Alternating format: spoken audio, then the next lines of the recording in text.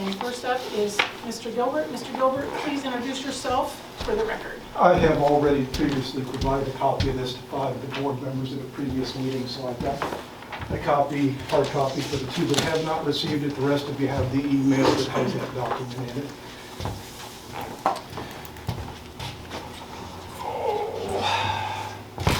Okay, Heath Gilbert. I am here tonight to challenge the abuse of power of the superintendent by banning me from public property for peacefully exercising a constitutionally protected right, a right that each of you swore an oath to protect. This ban letter is full of false information that appears to serve 2 purposes: character assassination and justification for this retaliation against peacefully exercising a civil right and activities which are protected under Missouri law. He alleges I violated district policy by recording without his permission. If you read the portion of the policy which he omitted, you will see that no permission is required for an event that is open to the public. On the day Matt alleges I violated district policy, there was no school in session. Classes had been canceled because the building was going to be open to the public. The health department was there to administer vaccines to any student, staff, or family member who wanted them. That's thousands of people who were invited to the building that day. The building was also open to the public for parent-teacher conferences.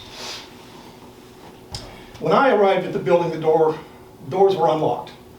No staff were there to control access. The building was literally open to the public. I was not required to enter through the office and check in to obtain a visitor pass. No staff member challenged my presence because the building was open to the public. Recording my visit to public buildings is protected under the First Amendment right to freedom of the press and Missouri law. Missouri is a one-party consent state when it comes to recording conversations. I have sent each of you the 2021 opinion letter from Missouri Attorney General. His opinion is on school policy prohibiting recording. He was quite clear. Such policies are void because they do not align with the Constitution or state law. Your policy is a suggestion which I am not obligated to follow. Let me be clear. I entered public property while the building was open to the public to gather information I intended to disseminate to the public.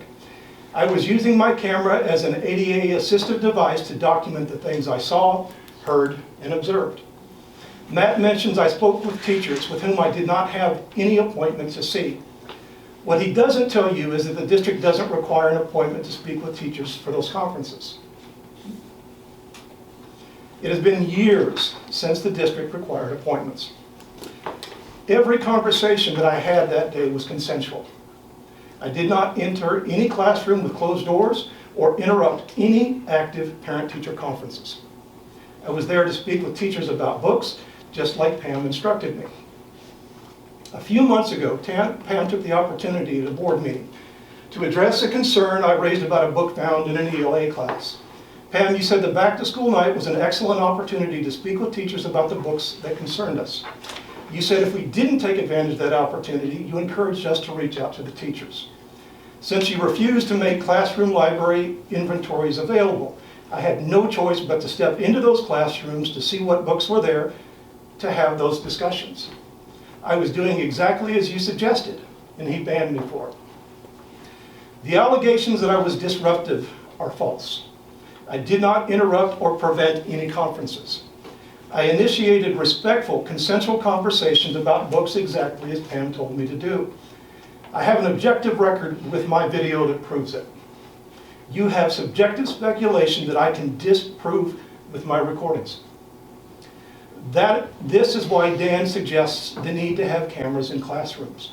If you had videos in those classrooms, you too would have an objective record. All you have are petty, retaliatory statements from people who don't like me. They want you to discriminate against me because of their feelings.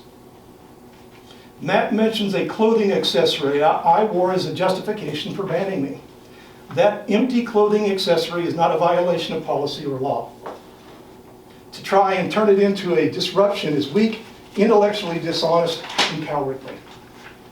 Matt alleges that I possibly recorded private student information protected by law. What he doesn't tell you is the only possible way that I could have done that is if the school staff were in violation of federal law. Were you lying to justify this ban, or does the district systemically violate federal law and fail to protect student records? During my visit to the school, I spoke with the principal twice, his assistant 4 times, and encountered Palmer at least once. They didn't challenge my camera or clothing accessory. Not a single staff member, and there were dozens of them from 38 classrooms, challenged me and my camera. Nobody said a word. Every one of them is responsible to know, follow, and enforce district policy. If I was violating your policy, then every one of them should be disciplined. I have in my possession 6 recordings that I obtained through records request. They were recordings district staff made of their conversations with me without prior approval from Matt. Unlike me, that woman is contractually obligated to know and follow policy. I was banned for 7 months for recording. The employee who made 6 recordings of me, she didn't get banned. Why are taxpayers held to a higher level of accountability than staff? This ban is retaliatory for being a thorn in your side for 2+ years. The punishment doesn't fit the alleged offense. He banned me from attending public events where recording is permitted by policy, such as sporting events, graduation ceremony, concerts, and even events in the new pack. He treats me like a registered sex offender. This knucklehead has even exceeded his limited authority by banning me from other school district property. The real reason I was banned is because of the objective proof in the content of my videos. They prove the district is overcharging Mrs. Allen to inspect classroom libraries that simply don't exist. It seems the Cameron School District is intentionally inflating her cost to prevent inspection of records. My video proves the Cameron School District systemically violates FERPA, federal law which requires staff to protect personal information in student records. My objective record will prove it. During my classroom visits, I found this National Geographic magazine prominently displayed. Its title is Gender Revolution. I made Sunshine Law request about that magazine and mentioned that I recorded my conversation about this magazine. It's troubling. He knows I recorded that concerning conversation and is angry that I can prove my claims. The settlement agreement we reached when I sued the district the last time that violated my rights was only possible because of my recordings. That objective record proved the allegations staff made against me were false and my claims were accurate. You fight against objective records and transparency, so I must record for my own protection. Out of the 23 pages of the staff complaints that were used to ban me for being disruptive, there isn't a single sentence which articulates a disruption. Not one. You cannot turn my peacefully exercising a civil right into a disruption.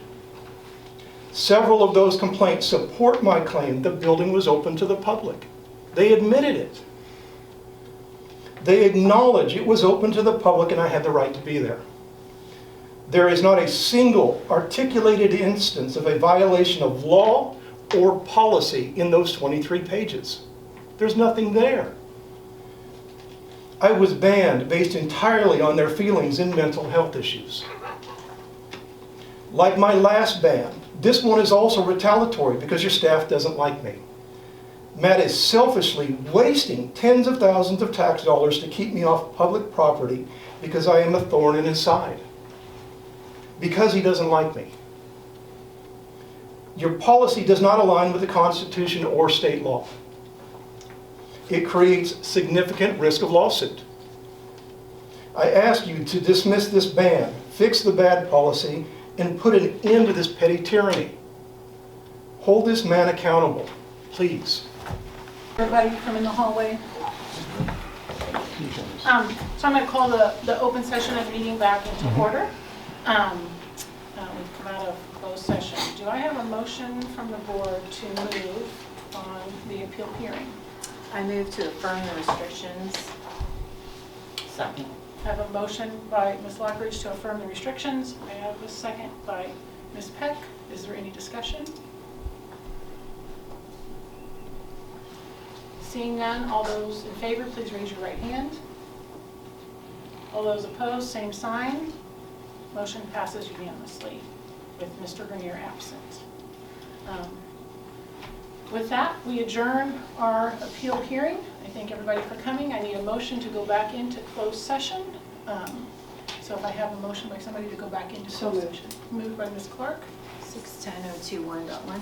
Yeah, back into so close, yeah, I feel 610. 610.021. So Ms. Clark made that motion to go back in closed session. Do I have a second? Second. Motion by Ann. Under subsection 1. I'm sorry, Pam, who seconded that? I did. For legal advice. Legal. Yeah. Second by Ms. Early. All those in favor by roll call? Yes. Yes. Yes. Yes. Yes. Very good. We are now going back into closed session. Thank you.